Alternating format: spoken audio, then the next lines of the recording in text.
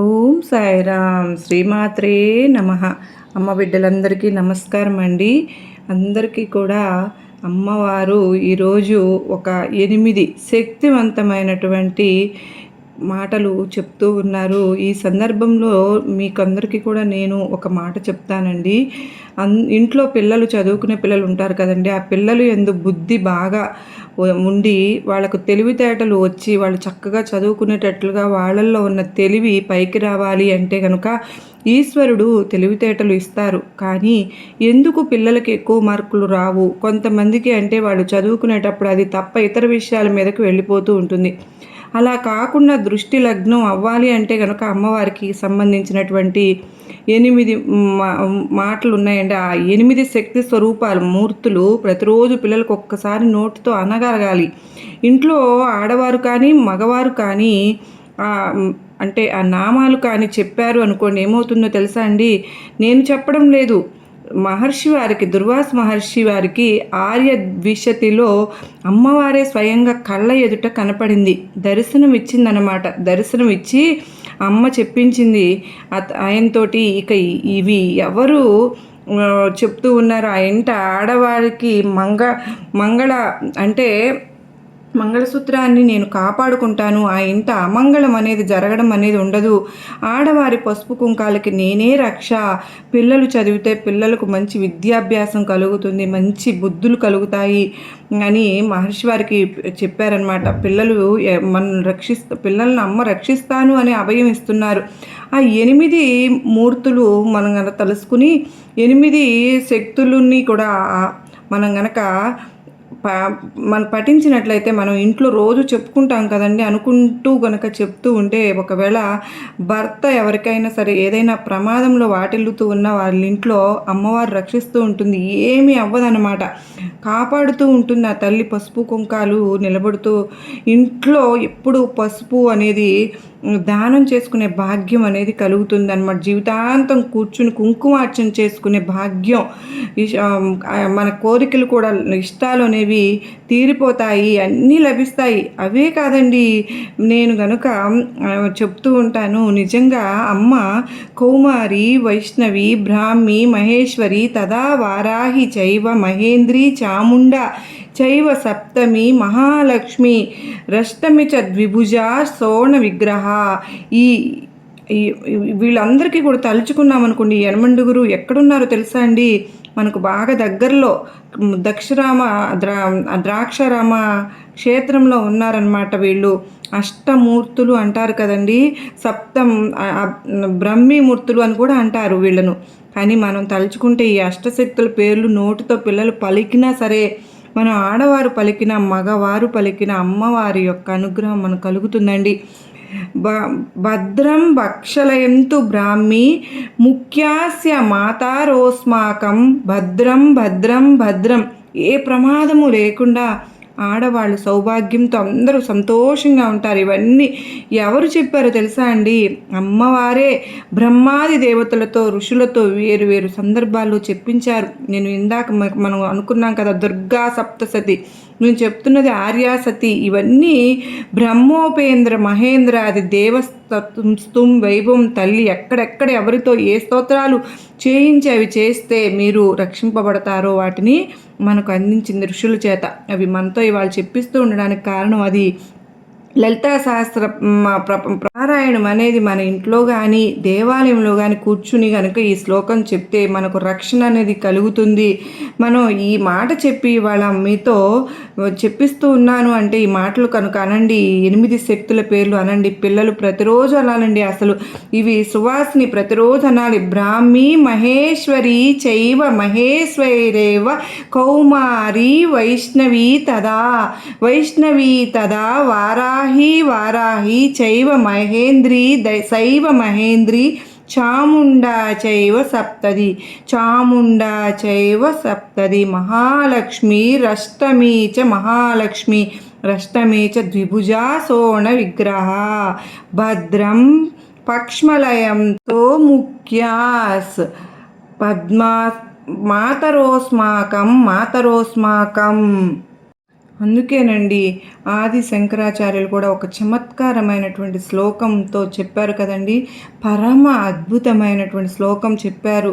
కారణ పరిచిత ధ్రూప కాంచీపుర సీమి కామ పీఠ గత కాచన విహారతి కారుణా కాశ్మీర స్తబక కోమలాంగలత అన్నారు. కుంకుమ పువ్వులు యొక్క గుత్తి ఎలా ఉంటుంది? అంత ఎర్రగా, అంత సౌకుమార్యంగా, అంత లావణ్యంగా, అంత కోమలంగా ఉన్నటువంటి ఓ ఎర్రటి తీగ ఒకటి కాంచీ క్షేత్రంలో ఉంటుందిట. ఎవరైతే కనుక అమ్మవారిని, కామాక్షి అమ్మను, ఆ ఎర్ర తీగ ఉంది, అది పరమ దయ కలిగినటువంటి తీగ. ఆ తీగ ఏం చేస్తుంటుందో తెలుసా? పరచిద్రూప, ఎవరెవరు అమ్మా అని పిలుస్తూ ఉన్నారో వాళ్ళందరినీ కూడా పరచిద్రూపమైనటువంటి పరమశివుడు ఉన్నారు చూడండి, అచిత్, ఆ శివుడిలోకి కలిపేస్తుంటుంది. అమ్మా అని పిలిస్తే చాలు, ఇక్కడ అన్నం పెట్టేస్తుంది, ఇక్కడ సుఖాలు ఇచ్చేస్తుంది, తృప్తిని ఇచ్చేస్తుంది, జ్ఞానం ఇచ్చేస్తుంది. ఆవిడే శివుడిలో కలిపేస్తూ ఉంటుంది. కానీ ఆ అమ్మ మాకు కనబడడం లేదని బెంగ పెట్టుకున్న వాళ్ళ కోసం కుంకుమ పువ్వుల గుత్తి ఎంత ఎర్రగా, ఎంత అందంగా ఉంటుందో అంతటి ఎర్రతనంతో నాజూకైనటువంటి తీగ అల్లుకున్నట్లు కామాక్షి రూపంలో ఆ కంచి క్షేత్రంలో నా తల్లి నిలిచి ఉంది అంటూ ఉంటారు ఆది మూకశంకరులు. కనుక కాంచి వడ్డాణం నాభికి తగులుతూ ఉంటుంది. అక్కడ ఉన్నది అమ్మ.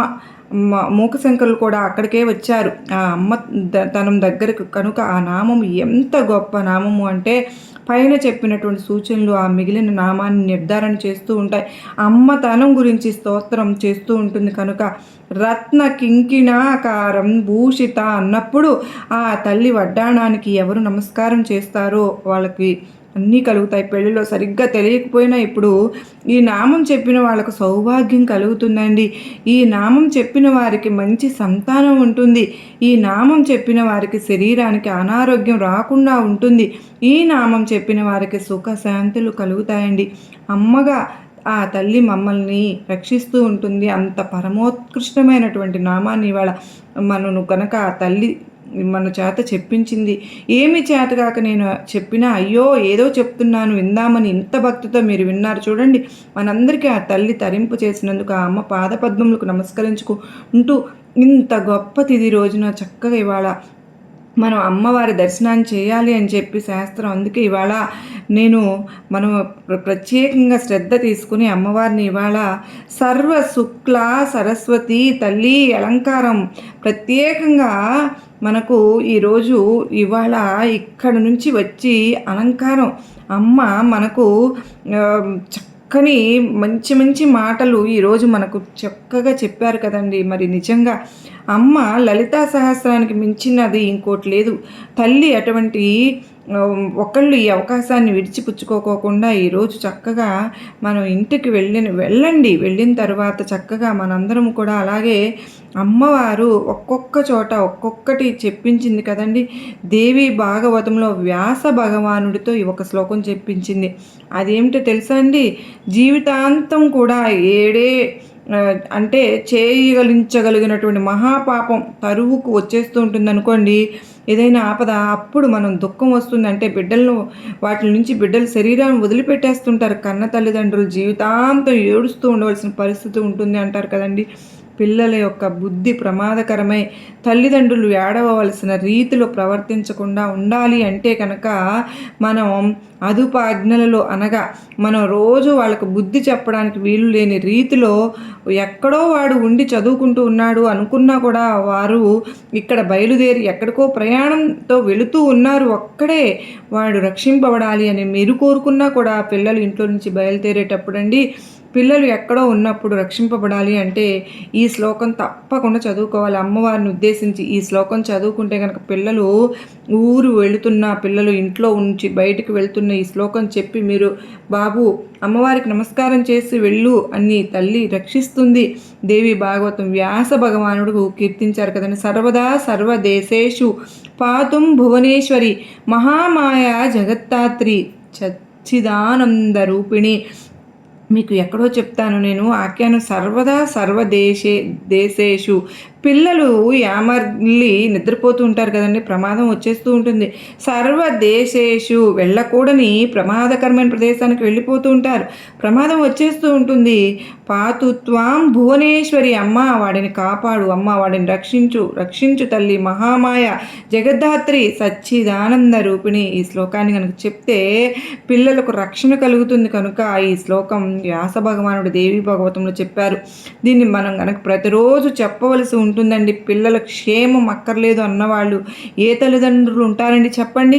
కనుక చక్కగా మనం అందరం కలుగుతా చెప్పండి. సర్వదా సర్వదా సర్వదేశేషు భాతువాం భువనేశ్వరి, భువనేశ్వరి మహామాయ, మహామాయ జగదాత్రి, జగదాత్రి సచ్చిదానంద రూపిణి, సచ్చిదానంద రూపిణి అని ప్రతి ఒక్కరూ కూడా చక్కగా మనం కనుక ఈ నామం కనుక చేస్తూ ఉండడం వల్ల మనకు వచ్చే ఆపదలు ఆగిపోతాయండి. ఆ తల్లి అనుగ్రహం కరుణతో మనం ముందుకు వెళ్ళగలుగుతాం. ప్రతి ఒక్కరూ ఈ పాయింట్స్ అన్నీ గుర్తుపెట్టుకోండి. సర్వే జనా సుఖినో భవంతు.